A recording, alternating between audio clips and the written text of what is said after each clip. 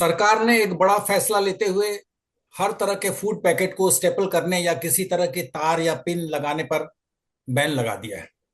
देश भर में यह आदेश सर्कुलेट कर दिया गया है कि कोई भी कंपनी, रेस्टोरेंट और दुकान आदि डिलीवरी के लिए फूड पैक करते समय इन चीजों का इस्तेमाल नहीं करे। अगर किया तो फूड सेफ्टी एक्ट 2006 के तहत कठोर कार्रवाई की जाएगी। ये आदेश महाराष्ट्र के थाने में हुई एक दुर्घटना के बाद जारी हुआ। थाने के एक परिवार ने अपने 3 साल के बच्चे का बर्थडे सेलिब्रेट करने के लिए केक मंगवाया। बच्चे ने केक काटा, खाया और अस्पताल पहुंच गया। डॉक्टर्स ने स्कैन के बाद बच्चे की आंख में 2 मेटल वायर पाए। करीब 48 घंटे तक परिवार परेशान रहा और डॉक्टर्स ये वॉच करते रहे कि कहीं धातु के तार बच्चे को इंटरनल जख्म ना पहुंचा दे, क्योंकि ऐसा होने पर तुरंत सर्जरी करने की जरूरत पड़ती है। 48 घंटे के ऑब्जर्वेशन के बाद सबने राहत की सांस तब ली जब दोनों तार अपने आप बाहर निकल गए। सर्जरी की नौबत नहीं आई। लेकिन इस घटना ने खतरे की घंटी बजा दी। सरकार सतर्क हो गई। Food safety and standard authority of India FSSAI ने बिना देरी किए हर तरह के फूड पैकिंग में मेटेलिक पिन, तार और इसी तरह के अन्य पदार्थों के इस्तेमाल पर तत्काल प्रभाव से प्रतिबंध लगा दिया। केक, पेस्ट्री तथा अन्य बेकरी प्रोडक्ट, मिठाई के डब्बों, स्नैक्स के पैकेट और टेक अवे फूड पैकेजिंग में इसका ज्यादातर इस्तेमाल होता है। अब सवाल उठता है कि क्या सरकार का यह आदेश ठीक से लागू हो पाएगा? अगर किसी के पेट में यह धातु चले जाए तो उन्हें क्या करना चाहिए? हमारे आपके मन में उठ रहे इन सवालों पर बात करने के लिए हमने आमंत्रित किया है इंडियन मेडिकल एसोसिएशन के former national president doctor Vinay Agarwal को। BCC Roy awardee doctor Agarwal medical क्षेत्र के जाने माने नाम हैं। नमस्कार डॉक्टर साहब। नमस्कार। FSSAI के इस ऑर्डर पर आपकी पहली प्रतिक्रिया क्या है? देखिए, food safety and standard authority of India का ये जो डिसीजन है, मैं कहूँगा ये बहुत वेलकमिंग डिसीजन है। क्योंकि आजकल जो अब डेकोरेटिव जमाना है और हम चीज़ों को सुंदर बनाकर बेचते हैं, तो इसी प्रकार जितने भी ये पैकेजिंग आइटम्स हैं, पर्टिकुलरली केक्स के बारे में मैं कहूँगा कि केक्स के ऊपर जो टॉपलिंग्स डालते हैं या उसको जो डेकोरेट करते हैं डिफरेंट डिफरेंट थीम्स के हिसाब से, उसमें कहीं प्लास्टिक इस्तेमाल होता है, कहीं पे वायर भी इस्तेमाल होते हैं। आप देखते हैं उसमें लिखा होता है हैप्पी बर्थडे या हैप्पी एनिवर्सरी। वो जो प्लास्टिक का वो होता है वो सारा प्लास्टिक का बना होता है। इस प्रकार की चीजें जो हैं इससे नुकसानदायक हैं। जैसे बॉम्बे का जो इंसिडेंट हुआ रियांश का, ये एक बहुत खतरनाक इंसिडेंट है। और इसी तरीके से आप देखते हैं जैसे बहुत सारे फास्ट फूड आइटम्स हैं या बहुत सारे ऐसे पैकेजिंग आइटम्स हैं, जैसे हम देखते हैं लेज का चिप्स हैं या वो हैं, उनका ऊपर का जो वो है, जो उसको बंद करने का जो सिस्टम है, वो भी प्लास्टिक से वो है। और छोटे बच्चे हैं उनको उसको दांतों से काटते हैं या उससे अंदर जाता है, तो उससे नुकसान होता है। मैं तो कहूंगा ये बहुत वेलकमिंग और अच्छा स्टेप है। और अगर इस प्रकार की चीजों को हमारी सरकार इन रेगुलेटरी अथॉरिटी के थ्रू रेगुलेट करने की कोशिश करेगी तो एक अच्छी बात है। और नेचुरली अगर इसमें वायलेशंस होंगी, और इस एक पहली चीज तो वायलेशंस होंगी तो नुकसान होगा, चाहे वो शारीरिक नुकसान हो चाहे वो लाइफ का नुकसान भी हो सकता है। अगर ये वायर या कोई पिन ऐसे अंदर चला जाए और अंदर डैमेज करे बॉडी को, तो उससे नुकसान हो सकता है। ऐसे बहुत इंसिडेंसेस आते हैं जब हम इमरजेंसी में कोई पिन बच्चा इंजेस्ट कर लेता है या किसी तरीके के पेच इंजेस्ट कर लेता है। इस प्रकार की चीजें बहुत सारी होती हैं, बहुत केसेस आते हैं, कम केसेस नहीं है। और खासकर अब जो आइटम्स आ रहे हैं, जैसे आप थीम बेस्ड केक्स बनाते हैं, चाहे वो उस थीम बेस्ड केक्स में काफी सारा ऐसा मटेरियल इस्तेमाल होता है जिसको कि पहले से वार्निंग नहीं दी जाती। और क्योंकि वार्निंग नहीं दी जाती तो वो इस्तेमाल होता है, और बच्चे जो हैं बहुत एक्टेसिक होते हैं। वो बहुत उस एक्टेसिक उसमें अप्रोच में वो जल्दी से उसको काटते हैं, जल्दी से खाते हैं, जल्दी से बांटते हैं या फेस पे मलते हैं या जो भी करते हैं। तो मुझे लगता है कि ये बहुत अच्छा वेलकमिंग स्टेप है। क्या सर आपको लगता है कि ये ऑर्डर इम्प्लीमेंट होगा? बड़ी बड़ी कंपनियां जो पैकेट बनाती हैं, बड़े बड़े रेस्टोरेंट इस तरह के फूड पैक करके डिलीवरी करते हैं, ये इसको लागू करेंगे? आपको लगता है देखिए, मेरे प्रैक्टिकली को पॉसिबल? पहली पहली चीज तो लगती है कि एक अच्छा स्टेप है कि ऐसा एक ऑर्डर आया। नंबर दो, ये इम्प्लीमेंट कैसे होगा? खासकर जो ये जिस प्रकार के केक्स वगैरह ये बनाते हैं, जो रेडी टू ईट आइटम्स बनाते हैं, उन लोगों के लिए ये एक वार्निंग भी रहेगा, और उन लोगों को इस पे स्टेप्स लेने चाहिए। गवर्नमेंट को थोड़ी सख्ती भी दिखानी पड़ेगी, खासकर ऐसे केसेस जब आएंगे। और मुझे लगता है कोई ना कोई इसका अल्टरनेटिव भी निकलेगा। अगर ये तरीके का, चाहे वो पैकेजिंग मटेरियल्स हैं, कुछ ऐसे पैकेजिंग मटेरियल्स आएंगे जो लेस हार्म हो, या प्लास्टिक या वायर्स में इस्तेमाल ना हो, इस प्रकार की चीजें भी आगे निकलेंगी।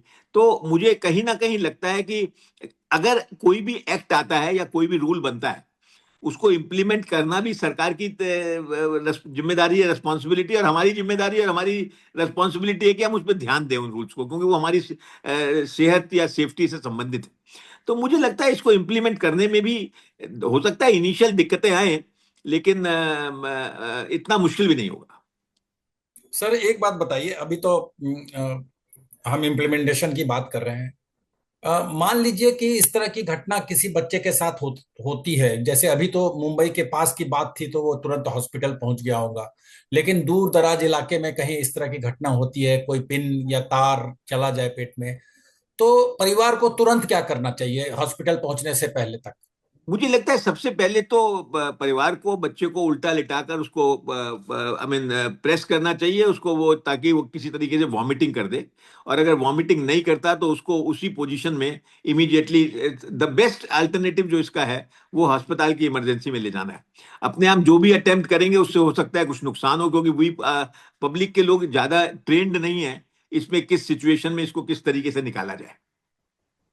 सर अभी आपने एक नमकीन का नाम लिया, उस तरह के और भी बड़े बड़े कंपनियों के नमकीन है, बड़े बड़े चेन्स हैं जो मिठाइयाँ बनाती है, और सब में स्टेपल करके भेजते हैं। यहाँ तक कि हम दुकान से समोसा भी खरीदते हैं सर, तो वो एक लिफाफे में फिर उसको स्टेपल करके देते हैं, और कहीं ना कहीं ये डर रहता है कि आपने जैसा अभी कहा कि बच्चे जल्दबाजी में खोलते हैं, और वो स्टेपल, वो पिन जो है समोसे में जा सकता है, अंदर जा सकता है, और वो खा सकते हैं।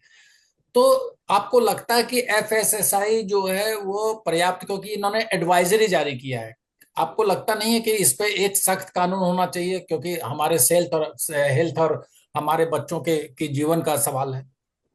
मुझे लगता है कि पहली चीज तो एडवाइजरी ही वेलकमिंग है। अभी तक तो एडवाइजरी भी नहीं थी। हम्म। एंड अगर अगर इस एडवाइजरी से हम इसमें 10% या 15% या 20% भी इसको इम्प्लीमेंट कर सकते हैं, तो मुझे लगेगा कि वो एक अच्छा स्टेप होगा। लेकिन हाँ, इस प्रकार का कानून जो है, कानून भी बने और उसको सख्ती से इम्प्लीमेंट करें। खासकर वही, हम क्यों लिफाफों में स्टेपल्स इस्तेमाल करें, हम क्यों पैकेजिंग मटेरियल में इस प्रकार का मटेरियल इस्तेमाल करें, ये अवॉइड किया जा सकता है। राइट? तो अगर अवॉइड, जो चीजें अवॉइड की जा सकती हैं उनको क्यों नहीं अवॉइड करें। मैंने जैसे बताया कि आप थैली को ऊपर जो लगाते हैं प्लास्टिक मटेरियल, उसको उसको उसमें एयर ना जाए, उसको जो करते हैं वो प्लास्टिक मटेरियल होता है। लोग मुंह से उसे खोलते हैं ना, मुंह से उसे खोलना जो है उसमें उसके अंदर जाने का, अच्छे अच्छे बड़े लोग आपने देखा होगा कि मुंह से उसे खोलते पाए पाए जाएंगे आपको उन पैकेट्स को। तो क्यों ना उस प्रकार के, अगर अगर सरकार को रूल भी बनाना है और एफएसएसएआई को इस पे और सख्ती दिखानी है, तो मुझे दिखानी चाहिए। एक इसको एक सिंगल इंसिडेंट की तरह ना लिया जाए। एक तो एक सिंगल इंसिडेंट सामने आया है, ऐसे बहुत सारे इंसिडेंट्स होते हैं जो शायद प्रकाश में भी ना आए, और नहीं आते हैं, वो इमरजेंसी में पहुंचते हैं, उनको जब ट्रीटमेंट हो जाता है चले जाते हैं। तो मुझे लगता है कि इसको सीरियसली लेना चाहिए। आपने बिल्कुल सही कहा सर। मैं अभी राजधानी एक्सप्रेस से ट्रेवल कर रहा था, और खाने में जो वो अचार का पैकेट देते हैं प्लास्टिक का, सर उसको, पाउच को मैं खोल नहीं पाया हाथ से, बहुत कोशिश के बाद मुझे दांत से खोलने पड़े। और बाकी लोगों को मैंने देखा कि नहीं खोल पाए तो उन्होंने छोड़ दिया, नहीं खाया। और इस तरह से वो पैक करते हैं। मेरा सवाल अगला यही था कि अब जैसे कि आप, एक एक तो ये है कि कानून का डर है, एडवाइजरी जारी किया है, आम आदमी को क्या करना चाहिए? उन्हें कैसे जागरूक किया जाए कि भाई आप जब खरीदते हैं तो ये सब चीज देखकर भली अच्छे से खरीदें? मुझे मुझे लगता है प्रेस और मीडिया को इसमें इस्तेमाल करना चाहिए सरकार को। और खासकर रेगुलेटरी बॉडीज जो हैं, वो एक बड़ा इंपॉर्टेंट इशू है। वो इस प्रकार की एडवाइजरी को प्रेस और मीडिया के थ्रू लोगों तक पहुंचाएं, ताकि इस पे ध्यान दें। इसी प्रकार के जो हमारी हेल्थ अथॉरिटीज हैं, हेल्थ रेगुलेटरी अथॉरिटीज स्टेट की हैं या डिस्ट्रिक्ट की हैं, उनको भी इसमें केयरफुल रहना चाहिए। उनको भी इसको पहुंचाने के लिए, चाहे हम बिल बोर्ड्स बनाएं, चाहे हम पोस्टर्स बनाएं, चाहे हम अखबारों में वो पैम्पलेट्स बांटें, इस प्रकार की वार्निंग इशू करें। मुझे लगता है इसमें एनजीओ को भी एक्टिव होना चाहिए। जो काफी सारी एनजीओज हैं जो फूड सेफ्टी के उसमें काम कर रही हैं, या बच्चों के प्रति काम कर रही हैं, बच्चों के फील्ड में काम कर रही हैं, या स्कूल के टीचर्स हैं, स्कूल के टीचर्स के थ्रू भी हमें ये एडवाइजरी डालनी चाहिए, और उनको भी उनके थ्रू भी बच्चों तक पहुंचाना चाहिए कि करेंगे तो नुकसान होगा।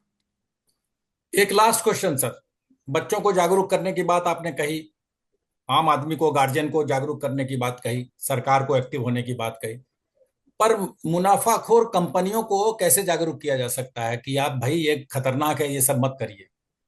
नहीं, मुझे लगता है मुनाफाखोर कंपनियों को जागरूक करना तो और आसान है, क्योंकि उन पे रेगुलेटरी सिस्टम जब आएगा और उन पे पेनल्टेटिव एक्शन होगा या उन पे इस प्रकार की वार्निंग होगी तो वो ठीक करेंगे।